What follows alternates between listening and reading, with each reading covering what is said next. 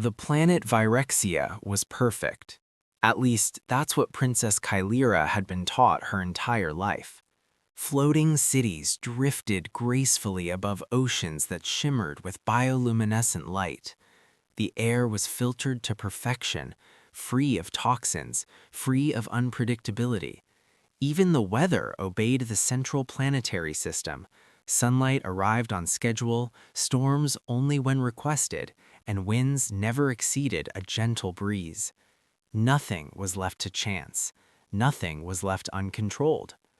Kaelira stood atop the highest terrace of the Celestial Palace, watching as hundreds of automated drones moved silently through the sky, maintaining the fragile perfection of her world.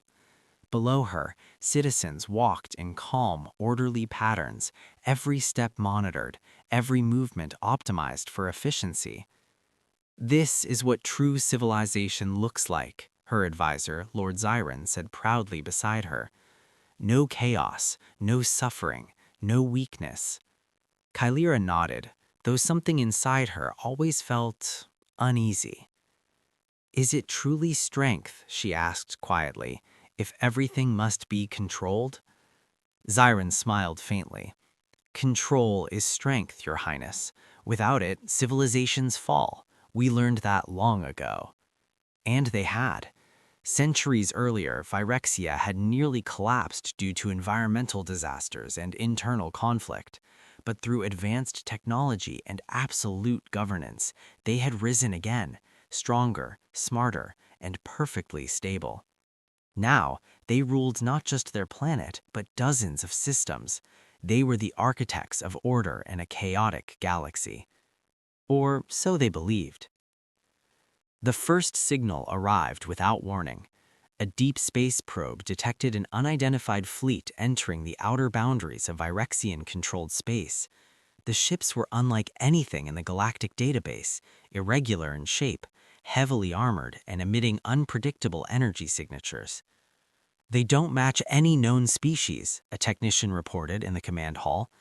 Kaelira leaned forward. "Origin? Unknown, but their trajectory is direct. They're heading toward us." Zyron scoffed. "Another primitive species wandering into advanced territory. Dispatch a warning signal and prepare containment." Containment. That's how Virexia handled threats. They didn't destroy enemies. They neutralized them, studied them, and integrated their useful aspects into their system.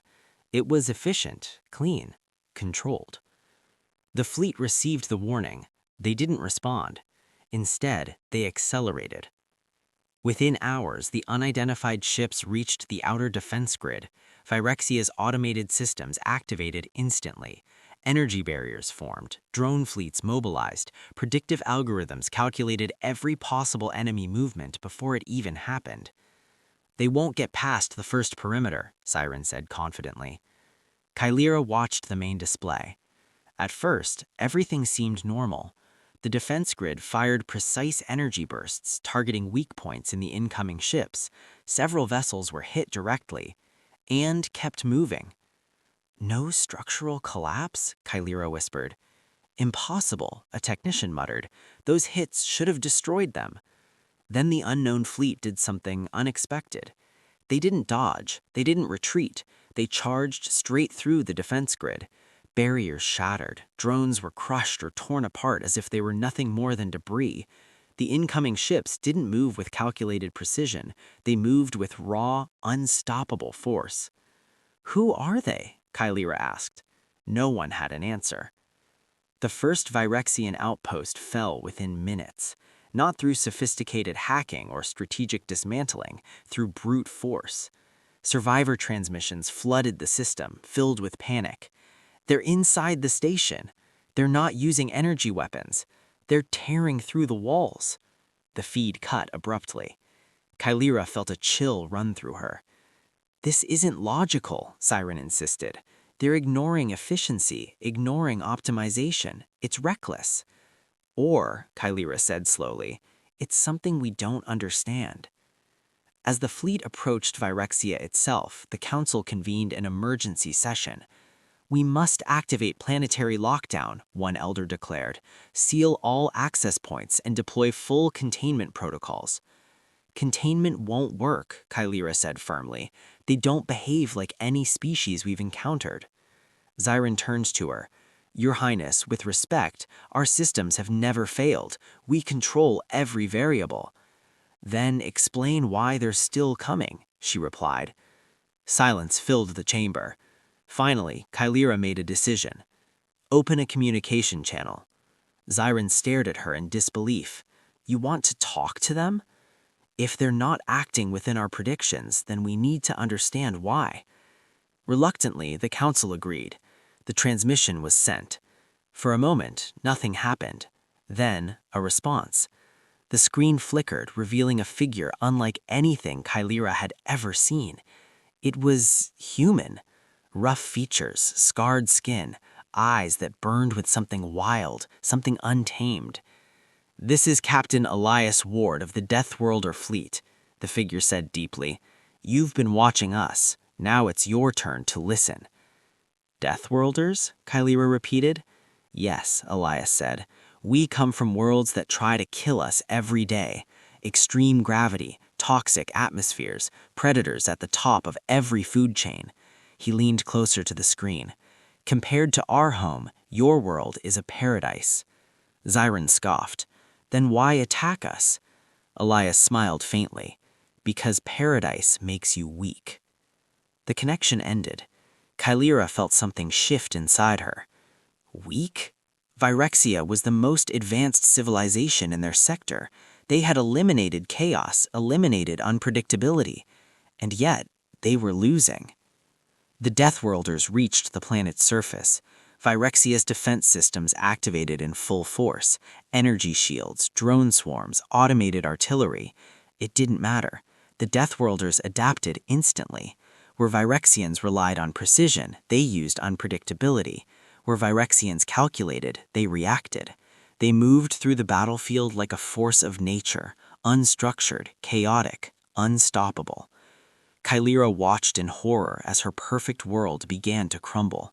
Cities fell, systems failed, control was slipping away. For the first time in her life, she had no answers. Your Highness, a guard said urgently, we need to evacuate. Kaelira shook her head. No. She turned back to the main screen, where the Deathworlder forces advanced relentlessly. If we run now, we prove them right. Zyron stepped forward. Then what do you propose? Kaelira took a deep breath. We stop trying to control everything. The room fell silent. That's madness, Zyron said.